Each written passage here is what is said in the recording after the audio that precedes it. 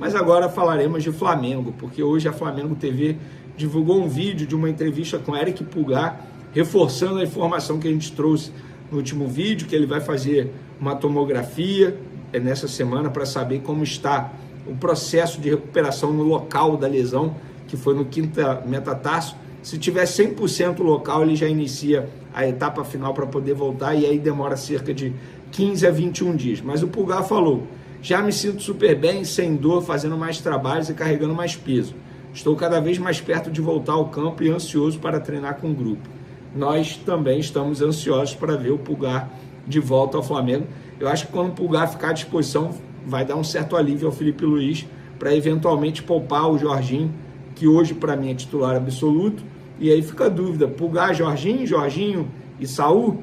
Independentemente de qual seja a escolha vai ser muito boa, porque estamos falando de 3 grandes jogadores. Mas na ausência do Pulgar, Saul e Jorginho tem tudo para se tornar aí a melhor dupla de volantes do futebol brasileiro. Eu falo na ausência do Pulgar porque, repito, o Pulgar tem chance de ser titular e o Saul ficar como opção. Galera, essa semana aí sem jogos, né? Continua sem jogo. E como que vai ser a agenda do Flamengo para essa semana? Todos os dias treino às 9h30 da manhã, exceto na terça-feira, quando terá folga para o elenco. A viagem para Caxias do Sul será no sábado, dia 13, no período da tarde. O Flamengo enfrenta o Juventude no domingo, próximo domingo, dia 14, às 4 horas da tarde, no estádio Alfredo Jaconi, lá em Caxias do Sul. Jogo difícil. O Flamengo tropeçou na última rodada, 1-1 com o Grêmio em casa, e precisa vencer para continuar na liderança. Agora vamos falar do assunto mais importante desse vídeo. 2 jogadores estão sendo devolvidos ao Flamengo: Varela e Arrascaeta. Eles foram liberados pela seleção uruguaia e estão de volta ao Flamengo. Mas a notícia não é tão boa assim, torcedor. Vocês podem estar comemorando: opa, voltaram. Não é tão boa. Vamos lá, vou contextualizar.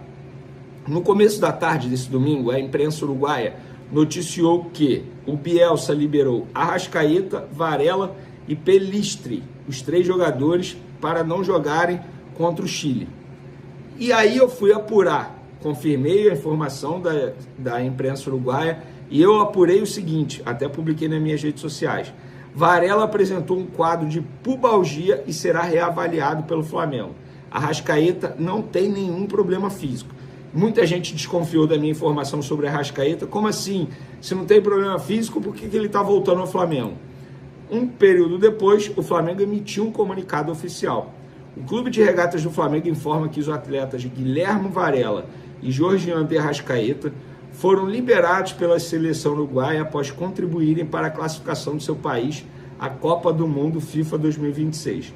O lateral direito Varela apresentou quadro de pubalgia e retorna ao clube para ser avaliado pelo Departamento Médico Rubro-Negro. Ao longo dos últimos dias, o Dr. Fernando Sasaki, do Flamengo, manteve contato com a equipe médica da Associação Uruguaia de Futebol. O meia Arrascaeta, que não apresenta nenhuma questão clínica, seria poupado da segunda partida da data FIFA pelo Uruguai. Também foi liberado. O Flamengo agradece a preciosa interação e colaboração do Departamento Médico da Seleção Uruguaia de Futebol com o clube. Então, a gente pode ver na nota aí que, diferentemente da relação com o Departamento Médico da Seleção Equatoriana, no caso envolvendo o Plata, agora com a Seleção Uruguaia é muito diferente. A relação é muito boa, com direito a agradecimento e nota oficial. Enfim, se não tiver um grupo de WhatsApp aí, eu mudo de nome, tá? Certamente tem um grupo de WhatsApp ali, Fernando Sasaki, médico do Flamengo, com os médicos da Seleção Uruguaia. Dito isso, galera, vamos lá. Varela volta, entre aspas, lesionado. Mas seria leviano da minha parte dizer que o Varela está fora do jogo contra o Juventude ou que ele está dentro do jogo para pegar o Juventude. Eu não posso dizer isso. E quem falar algo vai estar, entre aspas, chutando, porque o jogador ainda vai ser reavaliado pelo Departamento Médico do Flamengo. Embora haja uma interação muito bacana entre as 2 equipes médicas, mas o Fernando Sasaki, que é o médico responsável pelo Flamengo, ele precisa avaliar o jogador, realizar exames no jogador. Estamos falando de um quadro de pubalgia. Eu nunca fui jogador de futebol, mas infelizmente já tive um problema no pubis e posso falar para vocês, é complicado demais. E vocês podem conversar com qualquer jogador ou com qualquer ex-jogador que eles vão falar. Se não for a pior lesão, é uma das piores lesões que um jogador pode ter. E é algo que incomoda muito, chato de ser tratado / curado. Se eu tivesse que arriscar um dinheiro, diria: Guilherme Varela está fora do jogo contra o Juventude, porque o Flamengo vai pensar, obviamente, no jogo seguinte, que é o da Libertadores. Mas, eu repito, eu estaria, entre aspas, chutando, arriscando algo e eu posso errar. Então, torcedor, calma. Não dá para dizer que o Varela está fora, mas também não dá para dizer que o Varela está dentro desse jogo. Para finalizar nosso vídeo, galera, sobre Bruno Henrique, a quantidade de besteira que eu estou lendo nas redes sociais sobre o assunto punição do Bruno Henrique é absurdo. As pessoas estão comparando o caso do Bruno Henrique com o caso dos jogadores que foram punidos no ano passado. Gente, não tem como comparar. É a mesma coisa que comparar banana com maçã. Não dá. São fatos totalmente diferentes.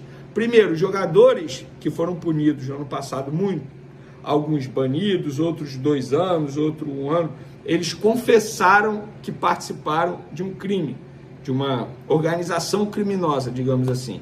O Bruno Henrique não confessou, o Bruno Henrique teve o apoio do Flamengo. Nos outros casos, muito pelo contrário, por exemplo, os jogadores do Vila Nova, o próprio Vila Nova fez a denúncia contra os jogadores na ocasião. Nesse caso, isso, galera, eu estou falando não é porque eu acho, é porque eu conversei com advogados que acompanharam de perto, mas que não tem nada a ver com a história. E todos falaram: Vene, olha só, a gente pode discutir se a pena foi leve, se poderia ser uma pena um pouquinho maior e tal, mas comparar os dois casos é um tremendo absurdo. Porque no caso do Bruno Henrique tem apenas indícios, não há prova cabal contra o jogador. Então, você pode reclamar, mas é a justiça, é lei. A gente pode debater se a lei tem que mudar, enfim, isso a gente pode discutir. Agora, dizer que o Bruno Henrique deveria ser punido igual os jogadores do ano passado foram punidos, gente, não precisa ser um advogado. É só você estudar, ouvir, conversar, ler sobre o assunto. Se vocês fizerem isso, aí eu vou aceitar a opinião de vocês. Mas eu vejo muita gente dando muito pitaco, muita opinião, sem entender nada, sem buscar nenhum conhecimento sobre o assunto. Então, para mim, não tem como comparar os casos do ano passado com o caso do Bruno Henrique. E agora, é só uma opinião. Acho errado o Flamengo ir em rede social ficar defendendo o jogador. Porque o jogador, querendo ou não, ele está prejudicando o Flamengo. Ele vai ficar 12 jogos suspenso. 12 jogos suspenso. Será que o Flamengo vai parar de pagá-lo ou vai pagar de uma maneira proporcional durante esse período da suspensão? Porque tem isso também. Eu acho legítimo o Flamengo disponibilizar um advogado para defender o jogador. Acho legítimo o Flamengo dizer que não se sentiu prejudicado com o cartão amarelo do Bruno Henrique. Não acho legítimo ir numa rede social e dizer: estamos com você, estamos junto, Bruno Henrique. Acho que aí já é um pouco demais. Mas é apenas a minha opinião e eu quero saber a opinião de vocês também. Valeu, galera? Uma ótima semana a todos vocês, que seja uma semana muito abençoada, de muito sucesso, paz, tamo junto e fui!